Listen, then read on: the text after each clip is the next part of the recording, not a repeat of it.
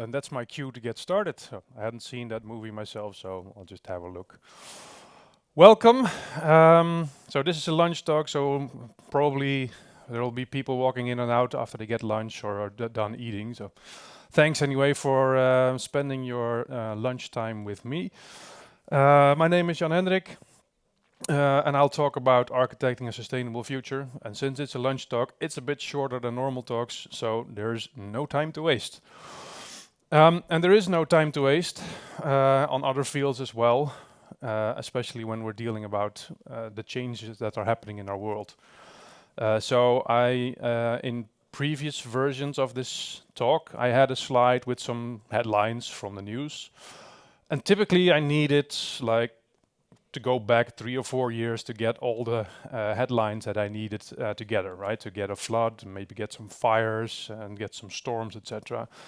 But 2024 has been good for me in this sense that all of these things have now happened in 2024 already. So I guess that's just another sign of why sustainability matters, why we should be trying to do whatever we can. And I'm not the only one talking about this. So last summer on TED, there was Johan Ramström, I think his name was, from the Potsdam Institute of Climate Impact Research, who had a talk about the measurements of what climate change is currently doing to impact our societies. They've done this like 15 years ago, 10 years ago, 5 years ago, and again this summer. And he had a very interesting talk, albeit somewhat grim. So this is one of the slides he used. And what the slide shows is that for the past, 10,000 years, we've been living in what he calls corridor of life, where temperatures have never changed more than 1.2 degrees from the median. And we've officially left this corridor of life. Last year, we've gone over 1.2 from the median, and what happens here is, well, unknown. It's even so far that the calculations right now say that even if we manage to get things done for the Paris Agreement, we're still going to overshoot by about 2.7 degrees. So yeah, that's not a very happy picture to paint. And that's why I think it's impossible that for whatever we can do, we still have to try it, right? Whatever tenth of a degree we can take off this is going to save probably a lot of lives. And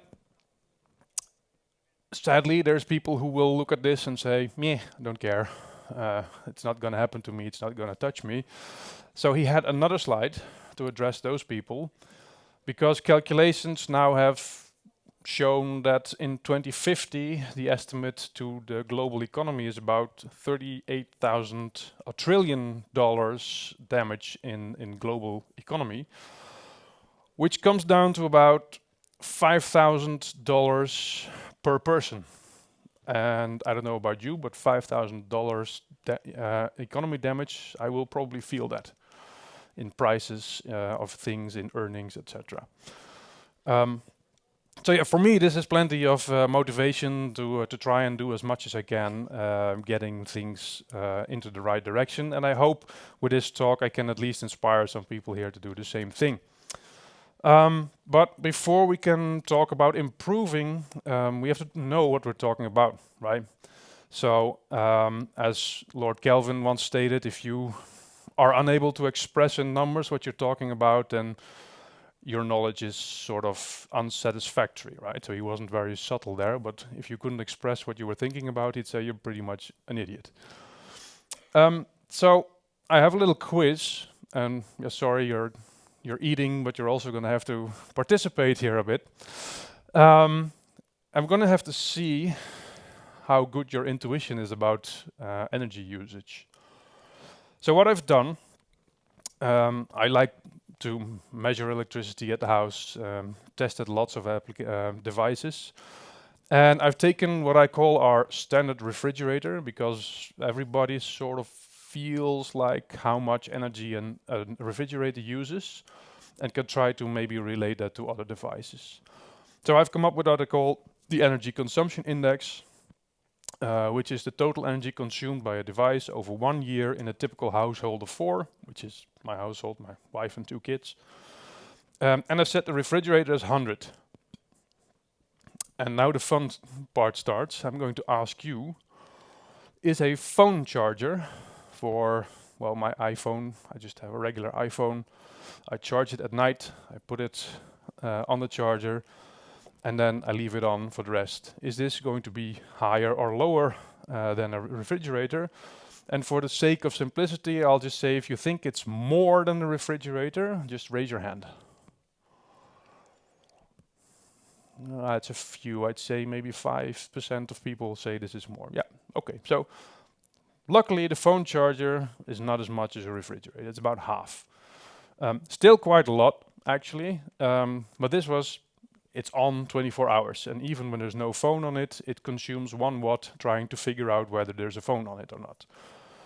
When you put a phone on it, it uses more energy. And of course it goes up. All right, next one. The dishwasher. I didn't want to put any sort of brand in here, so this is just a generic dishwasher. But the usage that we have at home for this is it runs once a day because we load it up, and at the end of the day we just turn it on the eco setting, which is hopefully the best setting. Can't definitively say that yet for ours yet, but the question is, does this on a yearly basis use more or less? So again, if you think it's more, raise your hand. Okay, so that's 60% maybe of people. Yes, so the dishwasher is equivalent to about 10 refrigerators. That was when I measured this the first time quite a shock. I didn't think my dishwasher was using that much energy.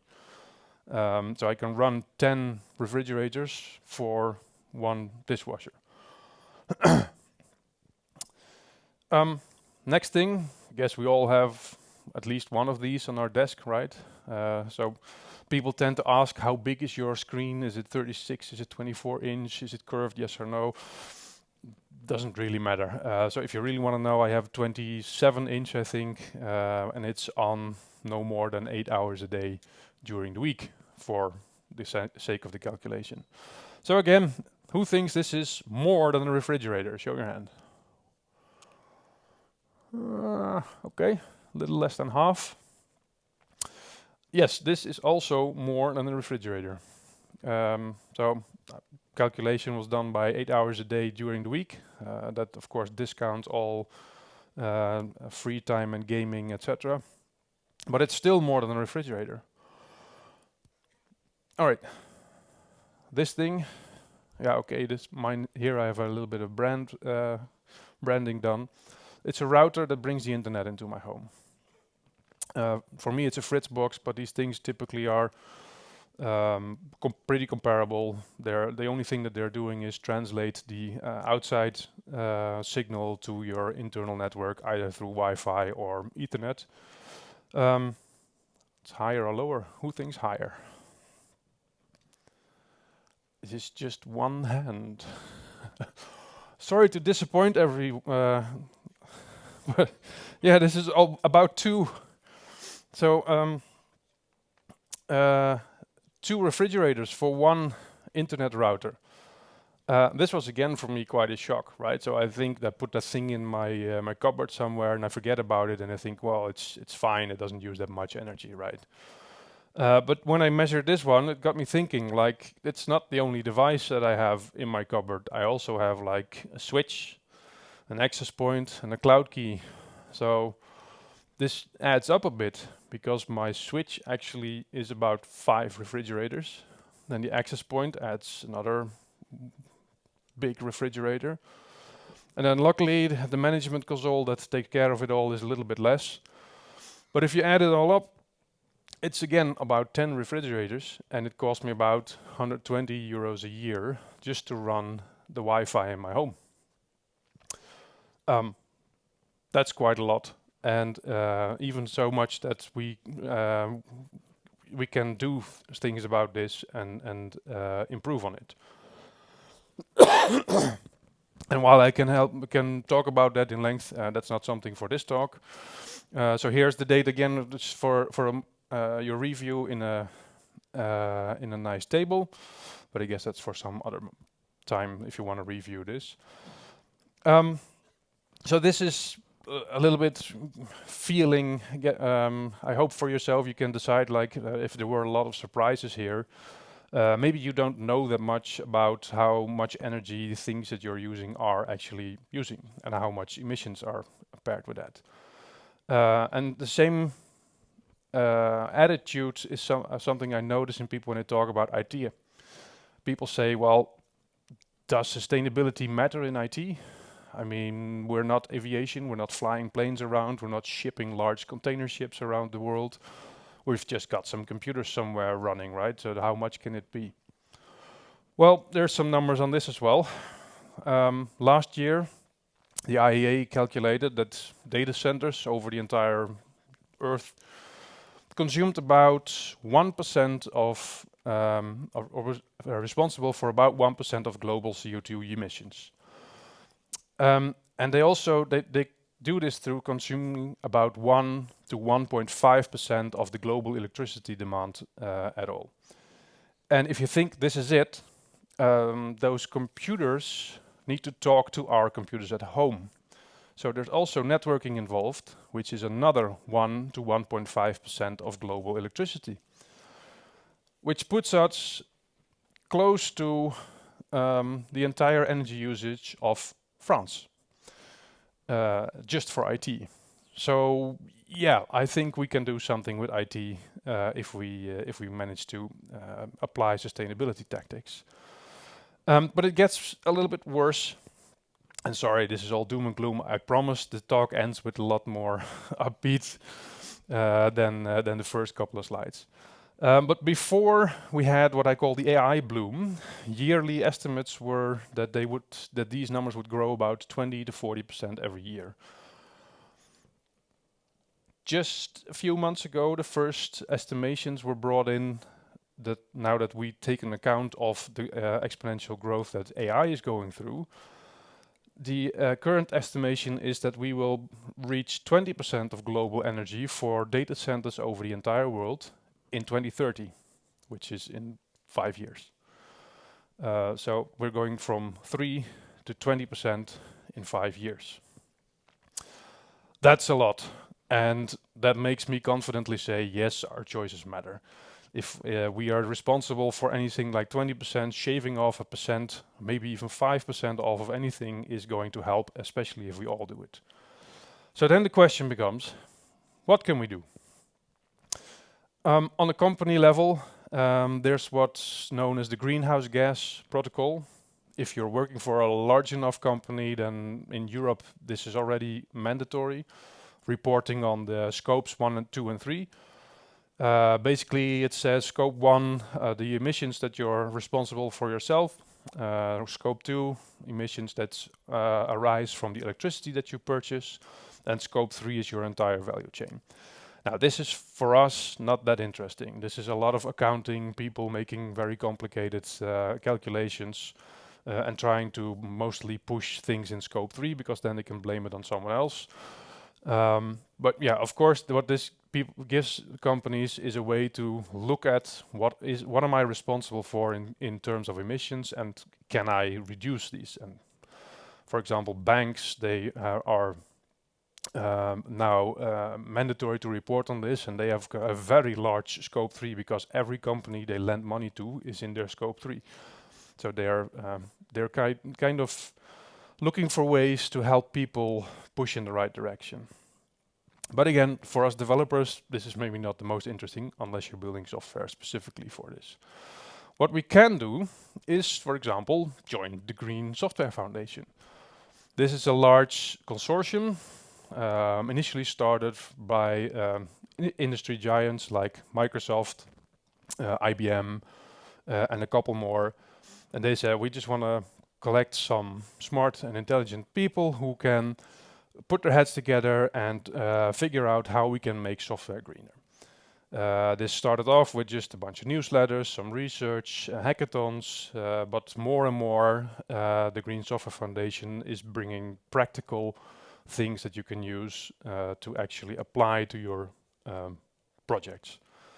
But it's very top-down, so managers will probably find more interesting stuff here than developers, apart from maybe something like the Carbon SDK, which is relatively new.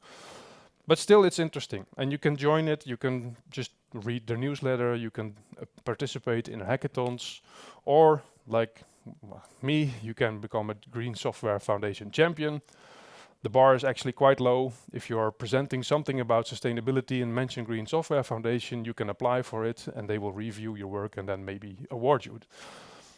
So this one accounts for my status again as well. If you're looking for a more hands-on consortium, there's also the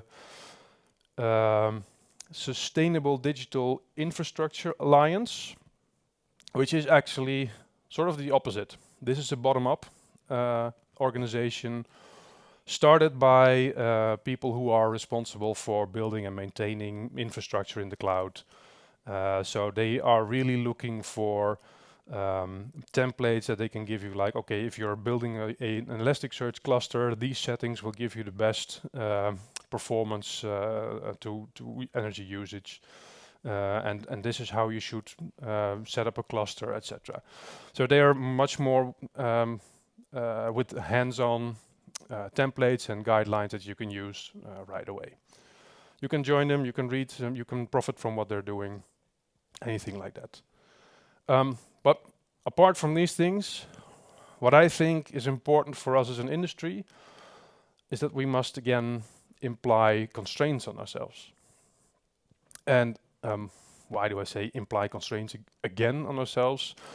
We used to be very constrained by hardware limitations, memory, small memory, a limited number of CPUs available, but the cloud has made us lazy. We are now just deploying things without thinking about sizing. If it's too slow, we'll just add another one or maybe take a bigger instance. And I'm saying this generally, probably there's people who are doing sizing, but from a lot of people in the industry, I just hear, oh, we need some cluster, I'll just provision way more nodes than I need, then at least I know it works. And this has led us to make us feel like infrastructure has become infinite. It's so easy to add more servers, more network, more anything, that people really don't give a thought about it anymore. How much impact is it? So back in the day, when you had to build a new application, you had to say, okay, how much computing do you need? Can we fit it on the existing servers? Do we need to buy a new server?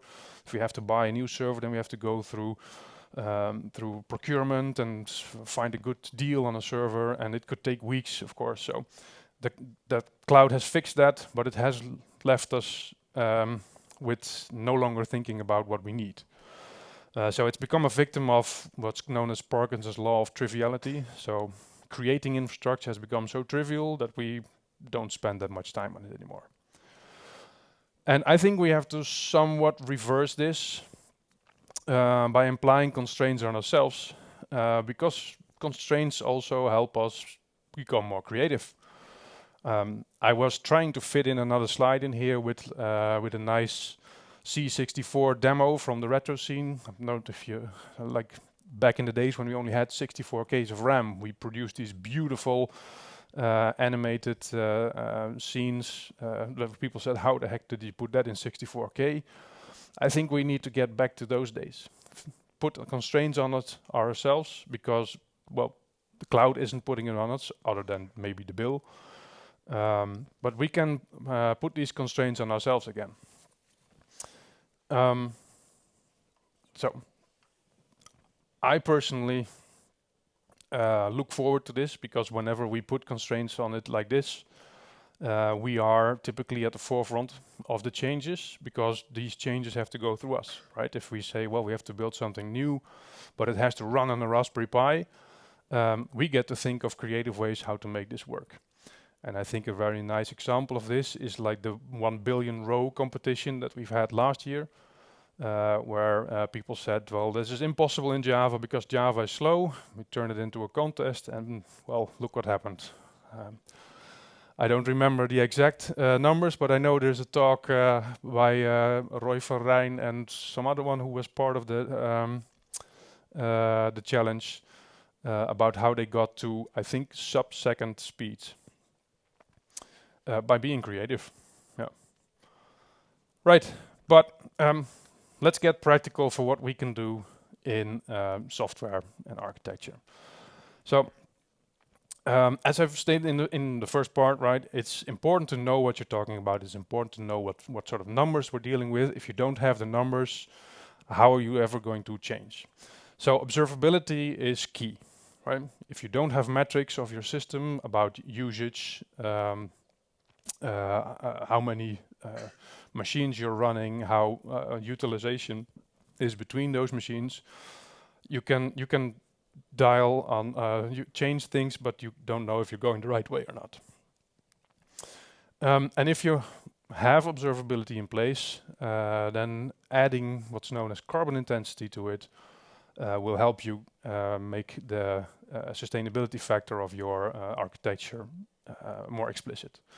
So carbon intensity, I'll get to that in a little bit, but basically it says how much CO2 is emitted by the energy that you're using right now. If we have something like observability in place, we have some other tactics we can use. One of them is called demand shaping, where we basically say, well, we move our demand for compute over time. The other one is demand shifting, where we do moving it geographically to a cleaner location.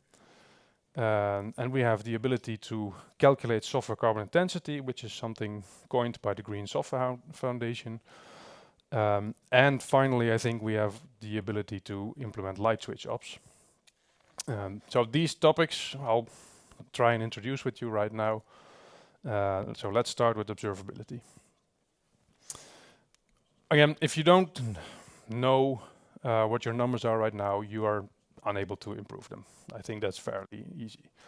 But there's a problem with CO2 emissions, especially from a software perspective. It's really hard to measure this, right? I can't just put like a CO2 meter at the back of my computer or server and say how much CO2 are you using, because hopefully your machine itself is not emitting CO2.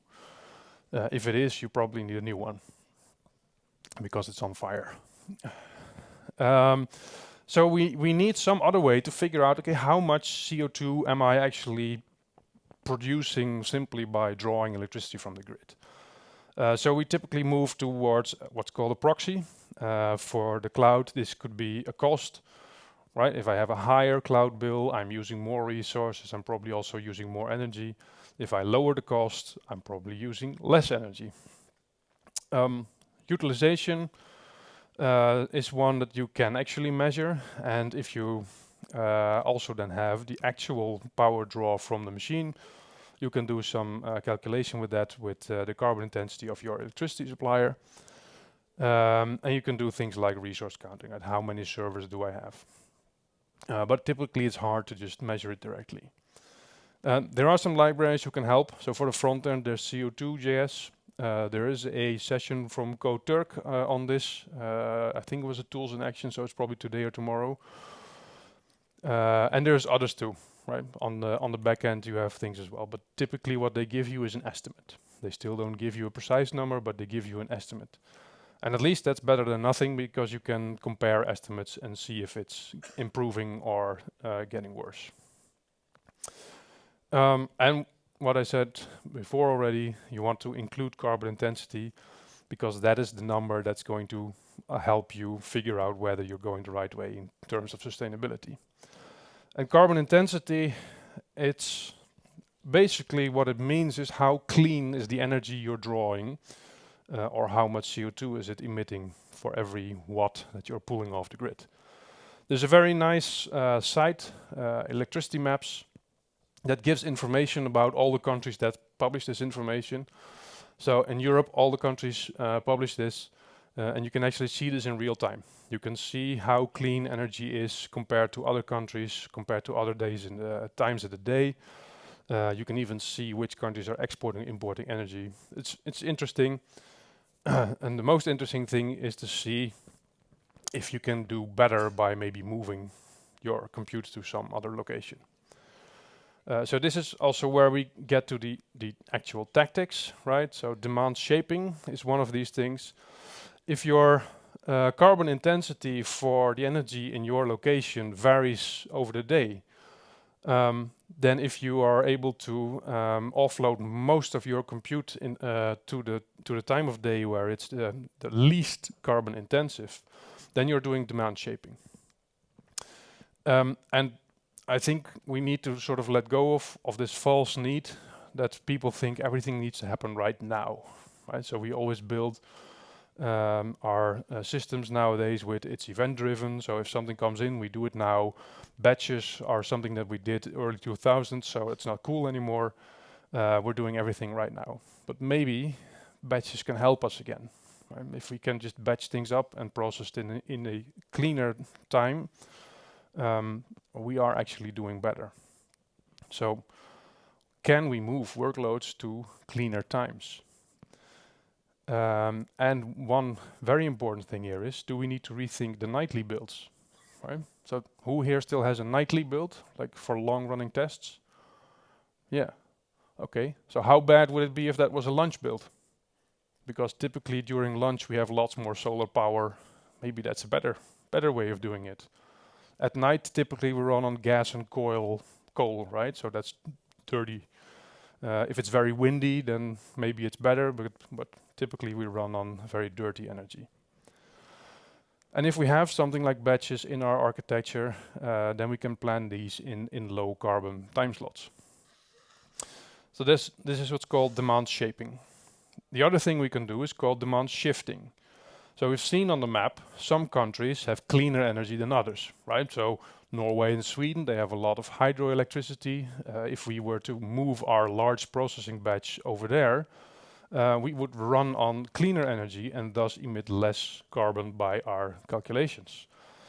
So this information is available for a lot of countries, for the US, the region, China region. Some countries specifically don't publish it, but that's maybe not a problem if we have plenty of data centers in the countries where this data is available. And if we then move our data or our computation to a data center that's in a cleaner location, we've effectively reduced our input or our emissions. You have to keep in mind a little bit that actually moving the data there, of course, also costs energy. So there are some trade-offs here. But if you are, for example, like running in Poland, which in this number is running coal and very dirty energy, then moving it to Norway is almost always better. If we take all of these things one step further, we get to what the Green Software Foundation calls Carbonaware software. And Carbonaware software is basically doing automating demand shaping and shifting. So you kind of see that, right? If I move this by hand, that's going to be labor intensive. I have to constantly keep an eye on which country is clean, when is the cleanest. So automating this is, of course, a nice thing to do. So if the software decides on its own when it's a good time to do certain batches or what's a good location to do this, then we can say that we have Carbonaware software. And it's what I call, it's the ultimate maturity level for green software. Right? You can, if it decides these things on its own, fantastic. The Green Software Foundation actually has what's known as a Carbon SDK for this. So you can get an API account from Electricity Maps, but it's very expensive, very, very expensive, especially if you want to include it in a commercial product. But the Carbon SDK from the Green Software Foundation is actually just open source. You can go to the website, you can download it, you can play with it. So that's really a really cool thing to do. One other thing that we can do is also something that the Green Software Foundation has had a working group around and has actually recently been lifted to an ISO standard. And that is calculating the software carbon intensity number. So this is a very small formula, but it's big in terms of what you can do with it. Basically, what it says is you measure the energy consumed by your software, you multiply it by the carbon intensity of where you draw your energy from the grid. You add the amount of embedded carbon in the devices that you're using, so servers or whatever, and you're dividing it by a unit of work or functional unit. So either you're dividing it by users or transactions or something else. And this, it seems fairly trivial, right? So it's, yeah, okay, what can I do with this? But the thing is, if you do this for a project, it gives you dials to turn. You can, for example, say, if you have maybe on-prem servers still, the M is decided by how long you intend to use your servers. So if you say I replace my servers every 2 years, if you change that to every 4 years, then the M is divided by 2 because you're using the device for longer, which means your embodied carbon emission is halved per functional unit. The I gives you control over where or when do I draw energy. And the E is something that you have to measure. So this, while it's been lifted to a ISO standard, there's some challenges with this calculation. It gives you a metric that you can use to compare your own product. You can compare your own, the iterations of your project are with each other. It does not give you a number to compare with what your competitor is doing, because these numbers have not been normalized, right? They are specific to your energy contract and your types of servers and your functional unit. So you can't use it to compare between producers, but you can compare it between iterations of your software. So if you change cloud provider, you can figure out whether that's a better or a worse number, etc. All right, so last tactical thing that I want to mention is light switch ops. If you've seen or heard Holly Cummins talk about sustainability somewhere in the past 1.5 years, you may have already heard about this term because she's trying to coin it, and I'm trying to help getting it to as many people as I can. It's basically what it says is, we are, if we're employing light switch ops, we are making our infrastructure scale to zero when it's not needed. And this is typically something that people find scary, right? So we'll have some numbers on that later. But if we are very critical, we do have things that we are running all the time that maybe we don't. For example, is your test or acceptance environment, is it on all the time? Yeah, you can be honest. Lots of hands, like maybe, yeah, maybe we are. So I would be surprised if like more than 10% of you said, no, we're scaling these things down automatically, right? So if there's a few people who are scaling these down automatically, fantastic. Please share this with everyone, how you're doing this, because that's the way we should be doing. Yeah, so I said, be honest. What people typically don't realize is that if you turn an entire environment off outside of the office hours, right? So office hours typically 9 to 5. If you turn it off outside of that, your savings could actually be close to like 50% for that environment, a bit depending on what you have, like how many servers, how many networking and storage, etc. So I'm working on a white paper to give some body to these numbers, but if preliminary research said about 50% you can save if you just turn it off in the weekend. And we've had some people on the internet, maybe you've seen it through Fujay. We've had a survey of people in IT asking them about light switch ops, about how they feel about turning things off. And that's why I said some people think it's scary. So 40% of people in that survey actually said they're afraid of scaling things to zero. because then they think at Monday they'll be working on getting it back up rather than working on features. And over 50% of developers actually say that they still scale their project manually. So there's no auto-scaling involved, which means no auto-scaling up, but also no auto-scaling down. If we can get that number down and just auto-scale things automatically, then getting it back down to 0 is going to be the easy next step. But there was one other interesting thing, so that's why I said about 10%, is that actually 6.5% of people who responded to the survey said they do actually scale to 0. So I was surprised to learn about this, but apparently people are actually doing the right thing already. So yay, let's get that number up. Typically, if you want to get light switch ops happening in your organization, if you talk about this with management, they'll probably say, "Oh, that's just going to cost us lots of time and money to implement this, right?"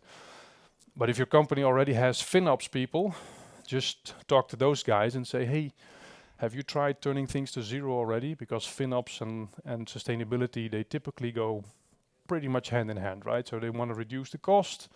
If you reduce the cost, you reduce the usage, everybody's happy. Right, so I'll say wrapping up, I've been talking to you during your lunch about sustainability. And I'd like to say just a couple of more things. First of all, if you want to do something about sustainability in IT, make sure you get informed. Well, this whole room here is working on that right now. You can then start like a community in your company saying, okay, well, I want to think about these things and let's see if there's other people thinking about this, because it's also typically a subject where people, they might be thinking about it, but if nobody's talking about it, then they can't find other people thinking the same thing, right? You can start running assessment tools. So Green Software Foundation has assessment tools about your impact. AWS has some CO2 measuring, etc. So you can run all sorts of tools to figure out how good am I doing. I'd say make sure you at least monitor for idle and over-provisioned resources, right? So if you find a server that's idling 95% of the time, maybe you can just turn it off or put its workload somewhere else, or I don't know. It'll help you. And the last one is a really actually a no-brainer that a lot of people tend to forget. If you want to do something very simple to improve the impact of your product, upgrade your languages and frameworks. Typically, vendors are motivated to make new versions of their software as efficient as possible, right? Because there's constantly people saying, well, Node.js is more efficient than Java, and C is faster than Rust, and now Rust is faster than... So there's constantly this race of making things more efficient. The easiest way to profit from that is upgrade. Right? Don't hang around on an old version if you don't have to. Upgrading is by far the easiest thing to do. Okay, so far that's what I had to share today. If you take one thing home, like I always say, is like forget doom and gloom in the beginning. See the future for the change that's coming. Try to impose these constraints on yourself to trigger creativity. And make sure that we as developers can shape the future and make it a better future. And don't hesitate to ask for help. You can ask me, but you can ask lots of other people for help as well. And with that, I'd say enjoy the rest of DevOps.